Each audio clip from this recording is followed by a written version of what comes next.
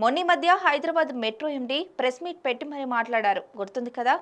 కాంగ్రెస్ ప్రభుత్వం తీసుకొచ్చిన ఉచిత బస్సు ప్రయాణం మెట్రోను బాగా దెబ్బతీస్తోంది. ఇలాగైతే మెట్రోను మూసుకోవడమే అని కూడా అన్నారు. దానికి తెల్లారే బీఆర్ఎస్ అనుకూల మీడియాలో చూశారు కదా, కాంగ్రెస్ తీసుకొచ్చిన ఉచిత బస్సు ప్రయాణం ఎంత నష్టం తెచ్చిందో.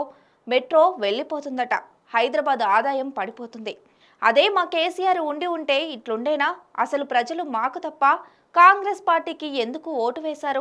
రేవంత్ రెడ్డిని ఎందుకు సీఎంని చేశారు అన్నట్టుగా చెప్పుకొచ్చింది. అసలు నిజంగానే మెట్రో నష్టాల్లో ఉందా?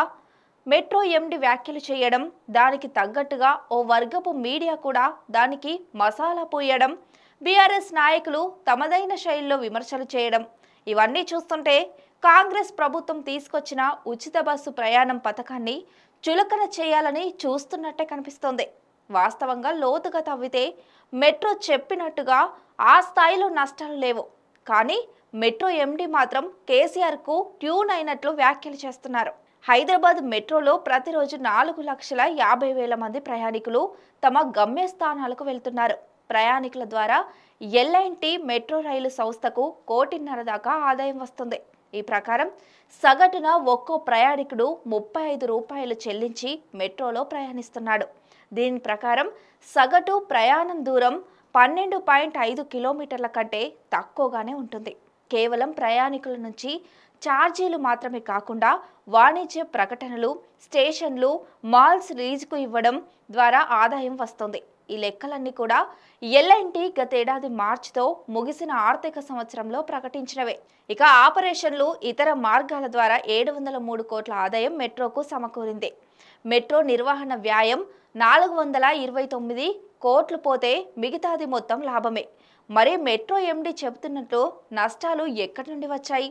అయితే మెట్రో రైలు మాల్స్ నిర్మాణానికి 12,500 కోట్లకు పైగా నిధులను ఎల్ఎన్టీ హైదరాబాద్ మెట్రో రైలు సంస్థ కొంత ఈక్విటీ, మిగతావి బ్యాంకుల కన్సార్టియం నుంచి అప్పు తీసుకొచ్చింది. 2023 మార్చి 31తో ముగిసిన ఆర్థిక సంవత్సరానికి ప్రతి ఏడాది తీసుకొచ్చిన రుణాలపై వడ్డీనే 1,273 కోట్లను చెల్లిస్తున్నట్లు ఎల్ఎన్టీ తన వార్షిక ఆర్థిక నివేదికలో ప్రకటించింది. ఈ వడ్డీ భారాన్ని ఎల్ఎన్టీ ఈ ఏడాది ఆర్థిక సంవత్సరంలో తగ్గించుకుంది. షాపింగ్ మాల్స్, భూముల సబ్లీజ్ వంటి వాటిపై గత ఆర్థిక సంవత్సరం 900 కోట్ల వడ్డీ లేని రుణాన్ని రాష్ట్ర ప్రభుత్వం ఇచ్చింది.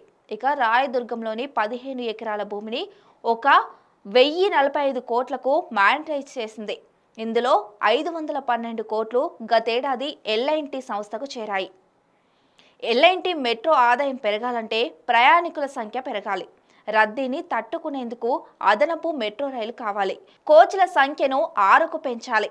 ప్రయాణికులను చేరవేసే వేళలను పెంచాలి. ప్రస్తుతం సోమ, శుక్రవారం మాత్రమే ప్రయాణికుల వేళలను ప్రయోగాత్మకంగా నడిపిస్తున్నారు. హైదరాబాద్ కాస్మోపాలిటన్ సిటీ కాబట్టి ప్రతిరోజు పెంచిన వేళల ప్రకారం నడిపితే మరింత ఆదాయం వచ్చే అవకాశం ఉంది. సాధ్యమైనంత వరకు అర్ధరాత్రి 1 గంట వరకు రైలు నడిపితే ఆదాయం పెరుగుతుందని రైల్వే రంగ విశ్రాంత నిపుణులు పేర్కొంటున్నారు.